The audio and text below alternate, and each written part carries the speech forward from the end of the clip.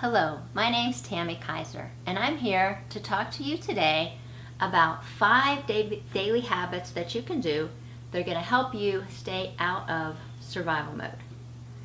Now, not only are these 5 habits going to help you to stay out of survival mode, they're going to help you if you find yourself in the midst of survival mode. And I'm going to suggest too that they're going to help you while you're in survival mode to help you get out of survival mode. So, before we get into what these 5 daily habits are that I suggest, I'd like to talk to you a minute about what it means to be in survival mode. Now, when I say that, I have a suspicion that you probably know what I'm talking about. It's that kind of feeling where, maybe you feel like you're on a treadmill and you just have so much that you have to do, and things just keep coming at you, and you're just doing what you have to do to get by, or what you have to do to survive. And unfortunately, I have found myself in survival mode more than I definitely should have been in survival mode. Some characteristics that you would have of a mom being in survival mode would be pizza again for dinner, perhaps household duties not being done, because as you know, you can survive without doing all your household duties. Not for too long, but yeah, you can survive with dirt here in the house, piles of clutter, piles of laundry especially. And also sometimes moms in survival mode tend to neglect themselves.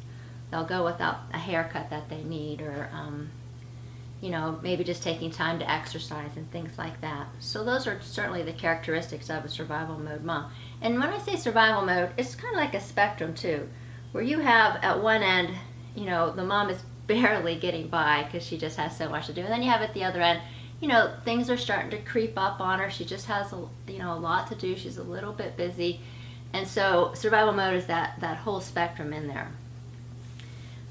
Like I said before, I have had a lot of experience being in survival mode, more than I definitely should have.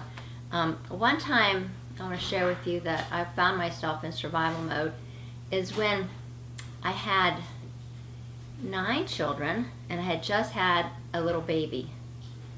And I thought, for instance, this is like the peak of me being Miss Super Busy Mom, okay?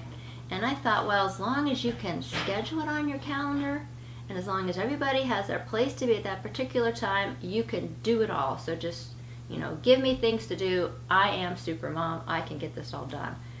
And so I was like that, living by all these schedules, trying to keep everything, in line and organized, and patting myself on the back because I was getting all this stuff done. And I really think God gave me a wake-up call, and this is how it worked. I was part of this organization. It met out of town, and I was able to go to a meeting one particular evening, and I was able to take the baby with me. My husband also had a very important meeting at his place of work. So, 2 of my kids, the 2nd grader and the 3rd grader, had very important baseball games, of course. So I had to organize rides for them to their baseball games. And then I organized the older kids to stay with the younger kids at home. So, I had everything under control. So I come home that evening. It's about 9 o'clock at night. And it's dark. And I immediately have to nurse the baby and try to get the baby to bed. So I sit down, I start nursing the baby. I'm looking around the house a little bit, and there's something missing. I'm not sure what it is. But then I realize that a couple kids I haven't seen yet. So I yell out, hey, has anybody seen John Paul? Has anybody seen Michael? Anybody seen them? And, while I'm nursing the baby. And, there's no response. Because no mom. So immediately, pull the baby off, go see my husband. Hey, where's John Paul and Michael? And his face turns white as a ghost, of course. And he says, oh, I forgot. But in the schedule that I had arranged, the kids are to be dropped off at his workplace, which they were used to doing this even at the young age of 2nd and 3rd grade. And they would go in and wait in his office. But they were not there. And so my husband did not remember to bring them home. But what they were supposed to do is after their baseball game, the baseball coach was supposed to drop them off at my husband's office on the way. And so we immediately, I look up the phone number for the coaches, and this is before everybody has cell phones. So I look up the number of the coach, we call the coach, and the coach is like, oh, I am so sorry. I've just assumed the kids got a ride home with somebody else because they weren't there at the end of the game. Oh, so of course I'm really panicking at this point, and my husband's ready to, I have the baby, my husband's ready to jump into the car and drive to the park and where the baseball games were. And no longer, just when he's about ready to go, the phone rings. That's what I'm talking about, a wake-up call. The phone rings, I pick up the phone, I say, hello? Yes, this is Mrs. Kiser. Oh, yes, thank you so much, officer. They're where? They're at the station? Okay, I'll be right there. I hung up the phone, and it was a police officer calling to say that they had the children at their police station. And so we jumped down in the car, and I couldn't even show up at the police station. I mean, that is just so embarrassing to have your second and third grader left at the park. The policeman said it was like 8:30, and this was fall ball, so it was dark at that time, and there's two small children playing at the playground with not another soul in sight.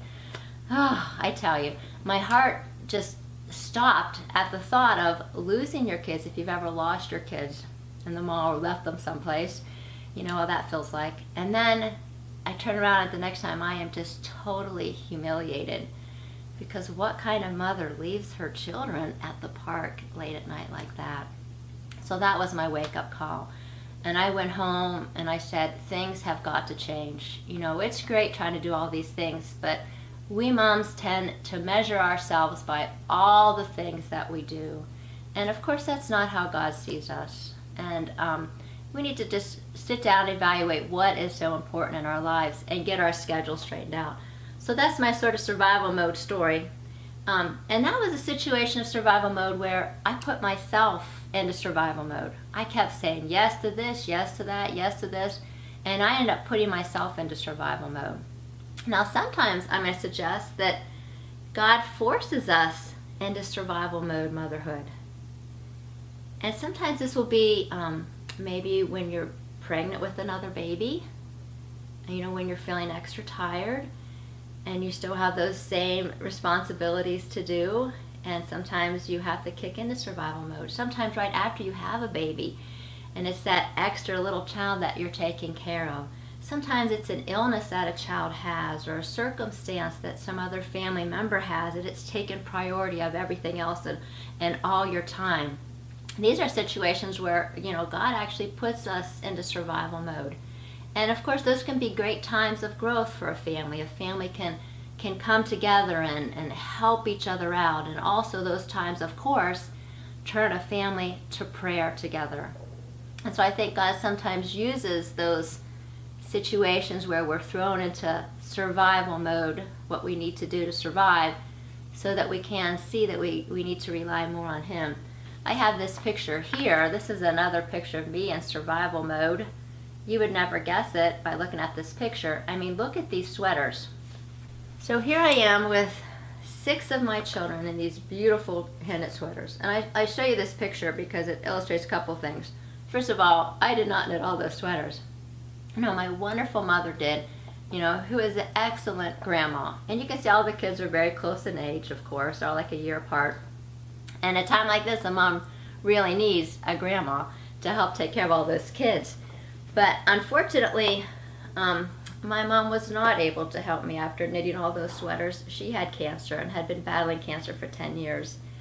And it was at the end for her. And so for 2 or 3 months, I was making all those trips. She lived about an hour away, back and forth to the hospital. And when she was near the end, having to stay there. And of course, I had little children. And, you can imagine that kind of survival mode.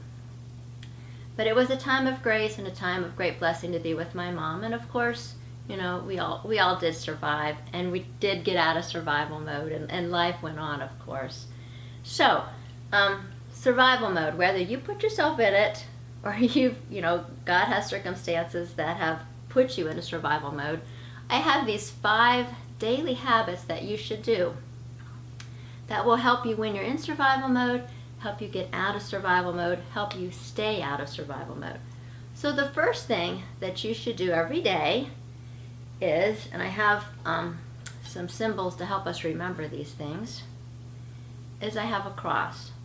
And the first thing I think you should do every day, or something that's very helpful to do every day, is first thing when you wake up in the morning, you turn to God and you pray. I'm not going to give you any suggestion of what prayer to do. There's the morning prayer from Liturgy of the Hours. There's the beautiful morning prayers like in the Magnificat. There's just lots of devotions out there that you can just start, or you can just freely have conversation with God. Make a morning offering and ask God to be with you throughout the day. And I like this particular quote. It says, build an oratory within yourself and there have Jesus on the altar of your heart. Speak to him often while you are doing your work. And that's from St. Paul of the Cross. So that's what I try to do every morning when I get up. Whether it's if you're in survival mode, you may not have time to sit down for 20, 30 minutes of prayer. But you probably could find 5 or 10 minutes of good prayer. And all you simply do is ask Jesus, this is a beautiful way, a very childlike way of saying that, to be in your heart, which is what this quote says. So that's the first daily habit that I suggest to you, is morning prayer. Right upon waking, give this day to God, to Jesus, and ask Jesus to remain with you throughout the day. You decide whatever manner that you want to do that. Now the second thing I'm going to suggest, and this is going to sound kind of odd, but I'm going to suggest that here's our prop for this one, that you start dinner. Yes, start dinner, whether it's 7, 8, 9 o'clock in the morning. I want you to start dinner. And what do I mean by that? Simply what I mean by that, and you can see that's a crock pot or slow cooker, is that I want you to have in your mind, first thing, after you say prayer, after you get your morning going, I want you to have in mind what you're going to have for dinner later on that day. Now this is so many wonderful reasons for doing this. One is that this is going to help you guarantee that you have a dinner with your family.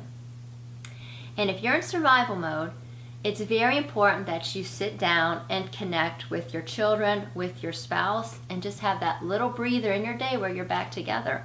It can be a time of prayer too, a time of talking about all the stuff that's going on. That in itself can be a lifesaver. And what's going to make that happen? It's not going to be, kids, just grab some leftovers out of the refrigerator, I'm just really busy right now.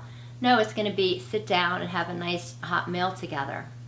Now, you don't have to have, a slow cooker is great. So you get up in the morning, throw things in your slow cooker, you're ready for dinner at 5 o'clock. I love using my slow cooker, and I probably use it at least once or twice every week. But, not every dinner has to be from the slow cooker, of course. So, other thing I want you to do is just have a plan for what you're going to have for dinner. It might mean you might have to take something out of the freezer to defrost. It might mean that you can take some first steps, like you can brown the beef, or you can cut the vegetables, you can scrub the potatoes, just so you have a start of what dinner's going to be. So when 4 or 5 o'clock comes along and you're dead tired and you're busy, you're stressed out, you at least have dinner thought of and you have it started for you. And it's much easier at that point to just sort of go through the steps and finish dinner and get it on the table. So that's the second thing. We have morning prayer when you get up. Second thing, start your dinner. And another point about starting your dinner, if you have planned a menu, it's easy just to look at your menu and go from there to start your dinner for that day. I know sometimes when you're in survival mode, that's one of the first things to go, is that time to plan a menu. But, that could be a weekly thing that we could say is important for survival mode, is take that time to plan that weekly menu, and then daily have dinner planned in your mind what you're going to have. And if you know you're going to be out and about and it's going to be pizza, that's perfectly fine as long as that's part of your plan. And there's nothing wrong with pizza. I don't want to criticize having pizza. I love pizza. So, after you're going to start dinner, the next thing you're going to do is you're going to start one load of laundry. All right? And the reason I suggest a load of laundry is I have found, and I've got a large family, if I do one load of laundry every day, I can really stay ahead of my laundry. And as you know, laundry can really pile up and sneak up on you And it's often a sign of how, far behind you are in your housework. And you don't need that extra stress and that extra reminder. But stay on top of your laundry. And then your kids have the clothes they need, the uniforms they need. You have some clothes that you need, and they're being taken care of. They're not wrinkly on the floor somewhere. And honestly, it just takes sometimes just one load a day. And it's not like we're asking you to take them down to the river and pound them on rocks or spend hours scrubbing them yourself. No, you're just tossing them into the washing machine. And then I suggest the same thing about putting them in the dryer. Make sure you're going to be around that 1 hour afterwards so that you can take your clothes right out of the dryer and hang them up so you don't have to spend time ironing your clothes. So that's the second thing, is your load of laundry. And I just want to remind you too, at this point, if you've been keeping Christ in your altar of your heart all throughout the day, you're also talking to Jesus while you're doing the laundry, while you're starting dinner. And that constant conversation with Jesus is a key thing to help you get through survival mode. And I like the quote from St. Francis of Rome. She says, a married woman must often leave God at the altar in order to find him in her housework. So I just challenge you as you're doing your housework that you try to find Jesus in the midst of your housework, and you have conversations with him while you're folding your clothes. So there, we've got prayer, we've got dinner started, we've got one load of laundry. So honestly, not a ton of time already. These things don't take too many minutes out of your day. Fourth thing might take a little bit longer, but I think it's very important. And I have tennis shoes to remind us of that. And that is, I want you to do something that takes care of you. I always say, if mom ain't happy, ain't nobody happy. Mom needs to be taken care of. And sometimes it's, I suggest that one of the best ways is for mom to get exercise. Exercise brightens your spirit. It gets those endorphins flowing. It can keep many moms out of depression. You feel better after you exercise. So exercise is a wonderful thing for moms to do for themselves. Even if it's just a 15-minute walk around the block, get out there, jog, schedule yourself a class, do a Pilates class, do something, if you have to do it in your home because you don't have time to get out or you have to watch the kids. But just taking that 20, 30, even an hour out of your day to take care of mom will help you gain time. You think, I can't afford to lose that hour. But, feeling better about yourself, feeling better from the exercise, can help you gain an hour in other ways that you could not imagine. So you think of something that would be a way of you taking care of yourself, and that's going to be your fourth daily habit that I suggest. Now, number 5, and if you notice, it's going to be a cross again. And it's not the same cross I had in the beginning. It's from these 2 crosses. And these 2 crosses are actually bookends. And it's a visual reminder for us that we're going to start our day with prayer, and then we're going to end our day with prayer.